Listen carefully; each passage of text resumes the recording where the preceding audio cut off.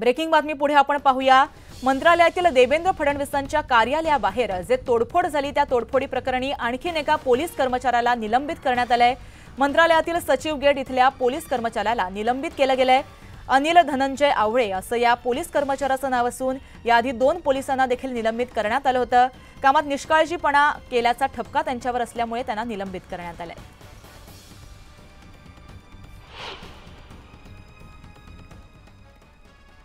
तर उपमुख्यमंत्री देवेंद्र फडणवीस यांच्या कार्यालयाबाहेर तोडफोड केल्याप्रकरणी आणखीन एका पोलीस कर्मचाऱ्याचं निलंबन करण्यात आलंय।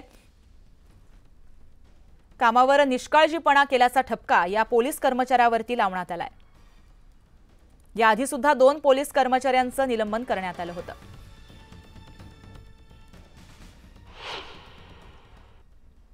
नवरात्र उत्सवामध्ये तुळजाभवानीच्या दर्शनासाठी येणाऱ्या भाविकांसाठी खास सुविधा करण्यात आली। परतीच्या पावसामुळे गैरसोय व्हावी म्हणून मंदिर संस्थान कडून 25,000 क्षमता असणारा वॉटरप्रूफ मंडप उभारण्यात आलाय। नवरात्र उत्सवाच्या निमित्तानं एकविरेच्या कार्ला गडावर तयारी जी आहे ती अंतिम टप्प्यात आली आहे। त्या भाविकांसाठी सभा मंडप बांधण्याचं काम अंतिम टप्प्यात आलंय।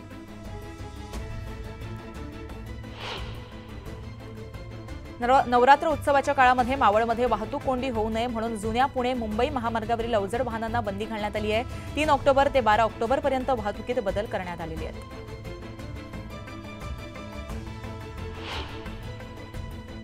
नवरात्र उत्सव आणि दसऱ्याच्या काळामध्ये झेंडूला मोठी मागणी आहे। सध्या झेंडूला 100 ते 150 रुपयांचा भाव बाजारपेठेमध्ये मिळत असल्यानं शेतकऱ्यांमध्ये आनंदाचं वातावरण निर्माण झालंय। नवरात्र उत्सवामध्ये करवीर निवासनी श्री अंबाबाई मंदिर परिसरामध्ये प्लास्टिक पिशवी वापरण्यावर बंदी घालण्यात आली आहे। व्यापाऱ्यांनी भाविकांना कापडी पिशव्यांमधून पूजेचं साहित्य द्यावे अशा सूचना देण्यात आल्या। मुंबईची ग्रामदेवी असलेल्या श्री मुंबादेवी मंदिरामध्ये यंदा नवरात्र उत्सव मोठ्या उत्साहानं साजरा केला जाणार आहे। या कालावधीमध्ये मंदिर रोज 5:30 वाजता उघडून रात्री 10:30 वाजता बंद होणार आहे। शासनाकडून कोल्हापूरच्या शाही दसरा महोत्सवाला ठेंगा दाखवण्यात आला। 2 वर्षापूर्वी राज्य महोत्सव म्हणून जाहीर झालेल्या या सोहळ्यासाठी यंदा निधीची तरतूद झालेली नाहीये। नवरात्रीच्या काळामध्ये 3 दिवस मध्यरात्री उशिरापर्यंत गरबा खेळला जाणार आहे। म्हणजेच 3 दिवस मध्यरात्रीपर्यंत मोठ्या आवाजात लाऊडस्पीकर लावण्यास राज्य सरकारकडून परवानगी देण्यात आली आहे। महामुंबई मेट्रो ऑपरेशन कॉर्पोरेशन लिमिटेडनं आपल्या प्रवाशांना नवरात्री उत्सवाच्या काळामध्ये जादा फेऱ्या चालवून दिलासा देण्यास निर्णय हाती घेतलाय। मेट्रोच्या वाढीव फेऱ्यांमुळे प्रवाशांना अधिक सोयीस्कर प्रवासाची सुविधा मिळणार आहे। बदलापूरमधून एक ब्रेकिंग बातमी येते। बदलापूर राष्ट्रवादी शरद पवार गटाच्या शहराध्यक्ष शैलेश वडनेरे यांनी एका कंपनीच्या मालकाला कंपनीत घुसून मारहाण केल्याची घटना बदलापूरमध्ये घडली आहे। या प्रकरणी बदलापूर पूर्व पोलिसांनी शैलेश वडनेरे यांच्या विरोधात मारहाणीचा गुन्हा दाखल केलाय। बदलापूर MIDCतील अंबरबुश रबर इंडस्ट्री या कंपनीतून काही कर्मचाऱ्यांना अचानकपणे कामावरून काढून टाकण्यात आलं होतं। या कामगारांना कामावरून काढण्याचा जाब विचारण्यासाठी राष्ट्रवादी शरद पवार गटाचे शहराध्यक्ष शैलेश वडनेरे हे कंपनीमध्ये गेले होते। यावेळेस कंपनीच्या मालकाशी बाचाबाची झाली। त्यानंतर वडनेरे आणि त्यांच्या एका कार्यकर्त्यानं कंपनीच्या मालकाला शिवीगाळ करत मारहाण केली आहे।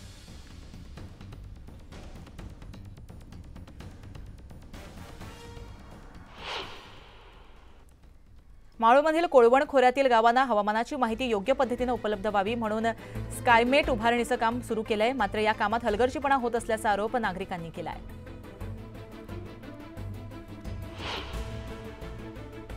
धाराशिव जिल्ह्यातील उमरगा इथं बॅनरबाजी करत सत्ताधाऱ्यांना डिवचण्याचा प्रयत्न करण्यात आला। मुख्यमंत्री आणि उपमुख्यमंत्र्यांचे बॅनर लावून महिलांच्या सुरक्षेच्या मुद्द्यावरून प्रश्न विचारण्यात आलाय।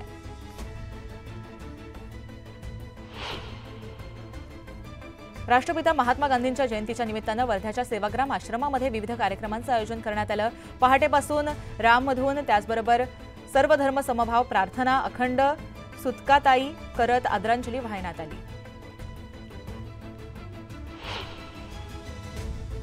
सांगलीत दिव्यांग ऑनलाईन प्रमाणपत्रासाठी आता 15 डिसेंबरची डेडलाईन देण्यात आली आहे। ऑनलाईन प्रमाणपत्र द्या अन्यथा सर्व लाभ काढून घेऊ असा इशारा प्रशासनाकडून देण्यात आला आहे।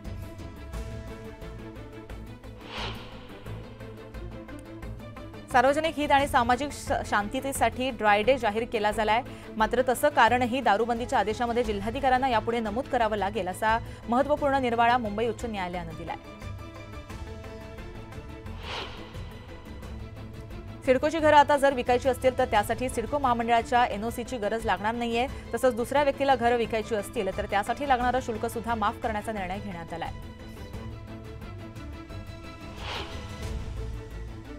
सिडकोच्या घरांची 7 ऑक्टोबरला लॉटरी निघणार आहे. सिडकोकडून 26,000 घरांची लॉटरी निघणार आहे. पोलीस बदलापूर येथील लैंगिक अत्याचार प्रकरणी फरारी असलेल्या शाळेच्या 2 विश्वस्तांना अद्याप का शोधू शकले नाही असा सवाल हायकोर्टानं केलाय. सर्वतोपरी प्रयत्न करूनही दोन्ही विश्वस्तांना शोधण्यात अपयश येत असल्याची हतबलता व्यक्त करणाऱ्या एसआयटीच्या प्रयत्नांवर न्यायालयानं ताशेरे ओढले आहेत. अंधेरी पूर्वेमध्ये उघड्या ड्रेनेजमध्ये पडून एका 45 वर्षीय महिलेचा मृत्यू झाला. या घटनेमुळे नागरिकांकडून संताप व्यक्त केला जातोय. यामध्ये महानगरपालिकेनं कॉन्ट्रॅक्टरला जबाबदार धरलंय. पंचगंगा नदीतील प्रदूषण रोखण्यासाठी राज्य सरकारनं मोठा निर्णय घेतलाय. इचलकरंजीतील औद्योगिक पाण्यावर प्रक्रिया करण्यासाठी अस्तित्वात असणाऱ्या 2 प्रकल्पांना उन्नतीकरण, क्षमता वाढ आणि 1 नवीन प्रकल्पास मंजुरी दिली आहे.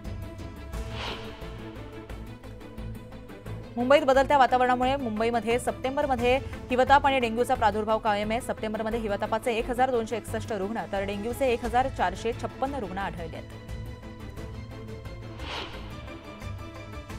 मुंबई पुणे मार्गावर धावणाऱ्या एसटीच्या शिवनेरी बसमध्ये प्रवाशांना मदत करण्यासाठी शिवनेरी सुंदरी नेमण्यात आली आहे. एसटी महामंडळाचे अध्यक्ष भरत गोगावले यांनी महामंडळाच्या बैठकीमध्ये घोषणा केली आहे. गोरेगाव आणि कांदिवली स्थानकादरम्यान 6व्या मार्गिकेचं काम शेवटच्या टप्प्यामध्ये आलं असून त्यासाठी राम मंदिर गोरेगाव मालाड दरम्यान सोमवारपासून लावण्यात आलेले वेगाबद्दलचे निर्बंध बुधवारपासून काढण्यात येणार आहेत. मुंबईतील रस्त्यांच्या सिमेंट काँक्रिटीकरणाच्या कामांना 1 ऑक्टोबरपासून सुरुवात झाली. या कामांवर देखरेख ठेवण्यासाठी प्रथमच मुंबईतील आयआयटीची गुणवत्ता नियंत्रणासाठी त्रयस्थ संस्था म्हणून नेमणूक करण्यात आली आहे. शिवाजीनगर ते स्वारगेट दरम्यान भुयारी मेट्रो मार्गाचं उद्घाटन झाल्यानंतर सोमवारी दिवसभरामध्ये 18,000च्या वर पुणेकरांनी प्रवास करत मेट्रोची सफर केली. मेट्रोमुळे पुणेकरांनी 10 मिनिटात सुखकर प्रवासाचा आनंद घेतला. केशवराव भोसले नाट्यगृह जसं होतं तसं उभारण्यात येणार आहे. एका कंपनीला या संदर्भात सादरीकरण करण्यात आलंय. त्यामुळे रंगकर्मींसह कोल्हापूरकरांच्या नाट्यगृहाबाबतच्या आशा पल्लवित झाल्या.